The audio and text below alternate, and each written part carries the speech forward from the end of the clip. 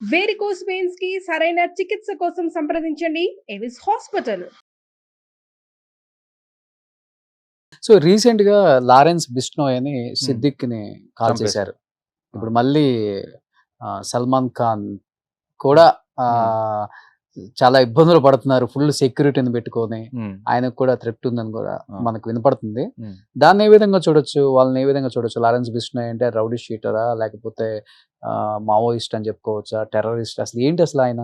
Lawrence Bishnoi ఇంతకుముందు యాక్చువల్‌గా ఒక స్టూడెంట్ లీడర్. నాకు తెలిసిన ఇన్ఫర్మేషన్ ఏంటి అంటే స్టూడెంట్ లీడర్. కొన్ని కేసుల వల్ల తన్ని జైల్‌లో ఏశారు. ఆ!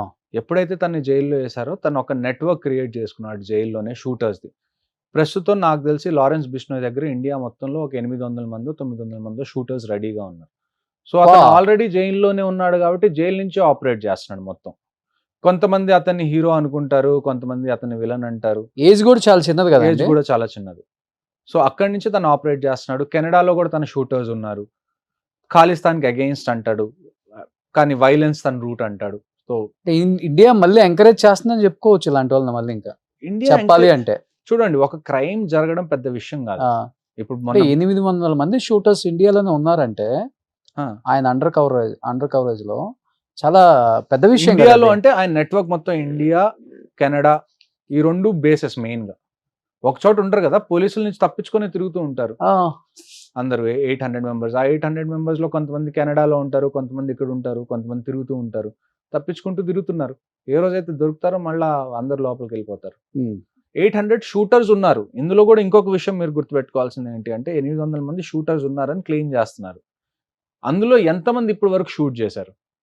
ఏదైనా క్రైమ్ చేస్తేనే కదా మీరు ఎవరినన్నా జైల్‌లో అంటే ఏయగలిగేది. ఉరి తీయొచ్చు కదా! ఎందుకు అలాంటి వాళ్ళని జైల్‌లో ఉంచటం? ఊరి ఆల్రెడీ జైల్లోనే ఉన్నాడు కదా! అదే ఉన్నారు కదా! ఎందుకు అవును. అలాంటి వాళ్ళని ఎందుకు పెంచి పోషించటం మళ్ళీ? పెంచి పోషించడం అంటే చూడండి, ప్రతి దానికి తెలుసు అతను ఎంత పెద్ద డేంజరో. అతనికి ఉరి వెయ్యాలా? వేయకూడదా? అన్నది ఎవరి డెసిషన్? హ్మ్. Judiciary decision. హ్మ్. సో, జ్యుడిషియరీ వెయ్యాలి అని తీర్పిస్తే వేస్తారు. ఇంక తప్పదు. సో, కోర్ట్ కసబ్ విషయంలో తీసుకుంది కదా ఆ డెసిషన్‌ని. కసబ్‌ది వేరు, ఇది వేరు గదా! హ్మ్. కసబ్‌దేంటి టెర్రరిజం. వేరే కంట్రీ నుంచి ఇక్కడికొచ్చి కామన్ పీపుల్ ఏ ఇప్పుడు సంబంధం ఇప్పుడు లేని ఏం వాళ్ళు. చేస్తుంది కూడా అదే అని చెప్పుకోవచ్చు కదా ఇంకా. లేదు, ఇతనిది అది గదా! ఇప్పుడు కసబ్‌ది ఇంటెన్షన్ ఏంటి? హ్మ్. నేను ఎంతమంది నార్మల్ జనాల్ని చంపగలనో నేను చంపేస్తా. కాకపోతే లారెన్స్ బిష్నోయ్ విషయం ఏంటంటే ఇలాంటి వాళ్ళని వదిలేస్తే కూడా అదే కదా అయ్యేది ఇంక రేపు. అవ్వచ్చు. మీరే అన్నారు 800 మంది షూటర్స్ అంటే 800 మెంబర్స్ షూటర్స్ అంటే హ్మ్. రేపు జరగబోయేది కూడా అదే కదా ఇంకా. అయ్యుండొచ్చు. ఆ! ఖచ్చితంగా మీరు భయపడడంలో అస్సలు తప్పే ఆ! లేదు. మనం ఎక్కడ ఆపుతాం దీన్ని? మరి మీరు ఆ! యాస్ ఎ సొసైటీ మీరు దీన్ని టేకప్ చేస్తేనే గదా! కోర్ట్ అవును. అయినా చెప్పేది. మీరు చెప్తుంటే 800 మంది షూటర్స్ అని. ఇండియన్ పాపులేషన్ మీరు చూసుకోండి 1.4 బిలియన్. హ్మ్. 1.4 బిలియన్‌లో 800 అంటే ఎంత? వాళ్ళు చాలండి నాశనం చేయటానికి. సో, అంత పెద్ద లీడర్‌నే. మీకు రౌడీ షీటర్లు ప్రతి సిటీలో ఉంటారు. హ్మ్. మీరు ప్రతి టౌన్‌లో మీకు ఎవరో ఒక రౌడీ షీటర్ ఉంటారా? ఉండరా? విషయం ఏంటి అంటే కొంతమంది రౌడీ షీటర్ల దగ్గర కొడవలుంటది. కొంతమంది రౌడీ షీటర్ల దగ్గర కత్తుంటది. కొంతమంది దగ్గర గన్ ఉంటది. వెపన్ ప్రొఫైల్ మారతది గానీ మైండ్ సెట్ ఉన్నోళ్ళు మీకు ప్రతి సో, చోట సిద్దిక్కు ఉంటారు. అంటే ఇప్పుడు పొలిటీషియన్ కాబట్టి 1,00,000 రీజన్స్ ఉంటాయి. హ్మ్. ఓకే. వాళ్ళు చంపేయటానికి. హ్మ్. వై 'సల్మాన్ ఖాన్' అసలకి? సల్మాన్ ఖాన్‌ది మెయిన్ స్టోరీ ఏమని జెప్తారు అంటే, ఒక బ్లాక్ బక్ కేస్ అని ఒకటుంది ఇంతకుముందు. ఆ! బ్లాక్ బక్ అంటే బిష్నోయ్ కమ్యూనిటీ ఒకటుంది. ఆ బిష్నోయ్ కమ్యూనిటీ ఏంటంటే, వాళ్ళు నేచర్‌ని చాలా ఎక్కువ ప్రేమిస్తారు. ఎలా ప్రేమిస్తారంటే, బిష్నోయ్ కమ్యూనిటీలో ఒక ఆహ్, బ్లాక్ బక్ అంటే నల్ల జింక అన్నమాట అది. ఓకే. కృష్ణ జింక కృష్ణ అని జింక ఆ! అప్పుడు ఆ! అవును. ఆ! అది కేస్ మీకు గుర్తుందా? గుర్తుంది. కృష్ణ జింక. ఆ కృష్ణ జింక ఎప్పుడైతే చనిపోతదో దాని దూడుంటుంది గదా! కాఫ్. దానికి అక్కడ వాళ్ళ ఆడవాళ్ళు వాళ్ళ పాలు తాపించేవారు. తల్లి కోల్పోతే ఆ కృష్ణ జింకని. ఓకే. సో, వాళ్ళు నేచర్‌ని అంత బాగా ప్రేమిస్తారు. వాళ్ళకి కొన్ని రూల్స్ ఉంటాయి. 17 రూల్సో ఎన్నో రూల్స్ ఉంటాయి ఆ కమ్యూనిటీకి. ఆ కమ్యూనిటీలో ప్రతి ఒక్కళ్ళు ప్రతి సంవత్సరం ఇన్ని చెట్లు నాటాలి. అక్కడున్న నేచర్‌ని దాన్నేమంటారు, వెజిటేరియన్సే అయ్యుండాలి. అక్కడున్న నేచర్‌ని వాళ్ళు ప్రేమించాలి. సో, ఎప్పుడైతే ఆ కృష్ణ జింక కేస్‌లో సల్మాన్ ఖాన్ ఇరుక్కున్నాడో, అప్పటి నుంచి లారెన్స్ బిష్నోయ్ ఆ రీజన్ జెప్పి నేను సల్మాన్ ఖాన్‌ని చంపుతానని జెప్పి చెప్తున్నాడు. అది ఎంత నిజమో, దాని ఎనకాల ఏ మోటివ్ ఉందన్నది మనం కరెక్ట్‌గా చెప్పలేం గానీ, పైకి చెప్తున్న రీజన్ ఏంటి అంటే, ఆ కృష్ణ జింకని మేము చాలా దాన్నేమంటారు, ఆ కమ్యూనిటీకి ఒక చిహ్నం లాంటిదది. ఒక గుర్తు లాంటిది అది.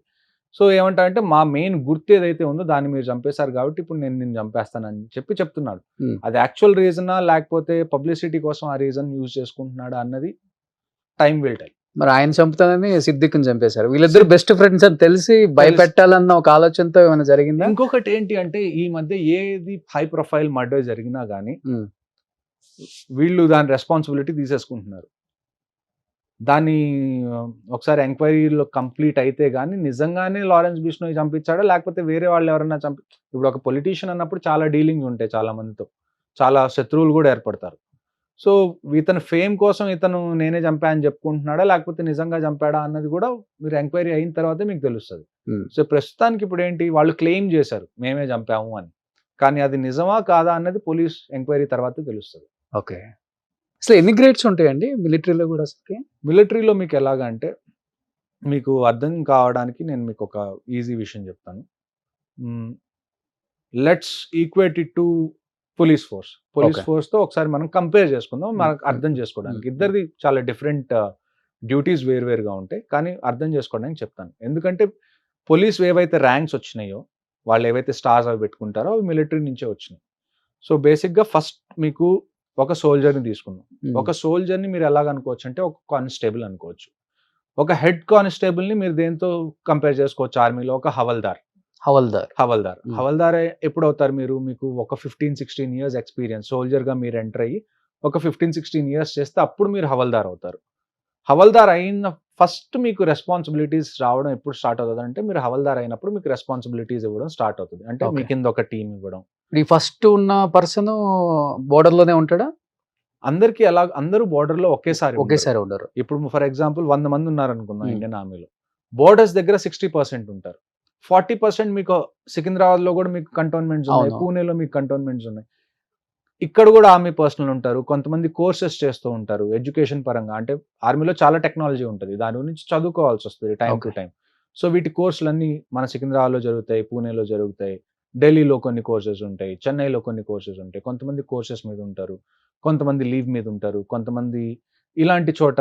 అంటే ఆర్మీలో ఎలాగంటే 2 రకాల పోస్టింగ్లు ఉంటాయి. ఒకటి ఫీల్డ్ ఉంటారు, ఒకటి పీస్ అంటారు. ఫీల్డ్ అనే ప్లేసెస్ ఏంటి? కాశ్మీర్ లాంటి ప్లేసెస్, ఎక్కడైతే మీకు ఏదో ఒక కాన్ఫ్లిక్ట్ ఉంది, లేకపోతే ఎక్కడైతే మీకు క్లైమాటిక్ కండిషన్స్ అనేవి చాలా ఎక్స్ట్రీమ్గా ఉన్న ప్లేసెస్. ఫర్ ఎగ్జాంపుల్ మనం సియాచిన్ తీసుకుందాం. Siachen is a field. అలానే మనం జైసల్మేర్ తీసుకుందాం రాజస్థాన్లో, ఎక్కడైతే అడార్ ఉంటుందో ఓకే. అది కూడా ఫీల్డ్. ఓకే. మనం నార్త్ ఈస్ట్ తీసుకుందాం, ఎక్కడైతే జంగల్స్ ఉంటాయి ఎక్కువ, అది కూడా ఫీల్డ్. ఇలాగ మీరు ఒక 3 to 4 years ఫీల్డ్లో పనిచేసిన తర్వాత దాని తర్వాత మీరు పీ స్టేషన్కి వస్తారు నెక్స్ట్ Okay. 3 years కోసం. ఓకే. సో ఒకసారి ఫీల్డ్లోకి వెళ్ళిన తర్వాత ఏమవుతుంది అంటే మీ బాడీలో చాలా చేంజెస్ వస్తాయి ఆ క్లైమేట్ వల్ల కానివ్వండి. ఇప్పుడు ఫర్ ఎగ్జాంపుల్ రాష్ట్రీయ రైఫిల్స్ తీసుకోండి. రాష్ట్రీయ రైఫిల్స్లో ఏమవుతుంది అంటే మీరు ఉదయం ఎక్కువ నిద్రపోతారు, రాత్రి మీరు అస్సలు పడుకోరు. Entire night you are on high alert ప్రతిరోజు. అలాంటి టైంలో ఏమవుతుంది అంటే మీ బాడీలో చేంజెస్ రావడం స్టార్ట్ అవుతాయి. ఒక మనిషి బయోలాజికల్ క్లాక్ ఎలా ఉంటుంది, హార్మోనల్ చేంజెస్ కూడా ఉంటుంది. హార్మోనల్ చేంజెస్ ఉంటాయి, మీకు ఇంజురీస్ అవుతాయి ఆపరేషన్స్లో. సో ఇలాంటి టైంలో ఏమవుతుందంటే ఒక 3-4 years మీరు ఫీల్డ్లో ఉన్న తర్వాత మీరు మళ్ళీ పీ స్టేషన్లోకి వస్తారు, మీరు రికవర్ అయ్యి మళ్ళీ ఫీల్డ్లోకి వెళ్ళడం కోసం. ఓకే. ఓకే. అప్పుడు కమాండర్ ఒకటి, హవల్దారి ఒకటి. ఫస్ట్ మీకు హవాల్దార్ ఉంటుంది. Hmm. ఇదంతా మీకు దాన్ని ఏమంటారు సోల్జర్ రిక్రూట్మెంట్లో ఓకే. వస్తుంది. ఎవరైతే సోల్జర్గా ఒక 20-22 years చేస్తారో అప్పుడు మనకి ఫస్ట్ ర్యాంక్ ఏముంటుంది అంటే Nayab subedar. Nayab subedar is equivalent to ASI, okay. Assistant sub inspector. ఆ తర్వాత మీరు సుబేదార్ అవుతారు. సుబేదార్ మీకు ఈక్వలెంట్ ఎస్ఐ. ఆ తర్వాత మీకు సుబేదార్ మేజర్ వస్తుంది which is equivalent to CI. Okay. ఇక్కడ వరకు మీకు సోల్జర్స్ అంటే జేసీఓస్ అండ్ ఎన్సీఓ ర్యాంక్స్ ఇక్కడ వరకు. జేసీఓ ఎన్సీఓ అంటే junior commissioned officers, non commissioned okay. Officers. ఇక్కడ వరకు వీళ్ళందరూ grade 2, grade 3 category officers. Next మీరు యూపీఎస్సీని తీసుకోండి. UPSC recruits for both IPS ఎలా ఉంటుందో ఆర్మీ ఆఫీసర్స్ కూడా అలానే ఉంటుంది. మీరు ఒకసారి ఆర్మీ ఆఫీసర్ అయిన తర్వాత మీకు వచ్చే ఫస్ట్ ర్యాంక్ లెఫ్టినెంట్.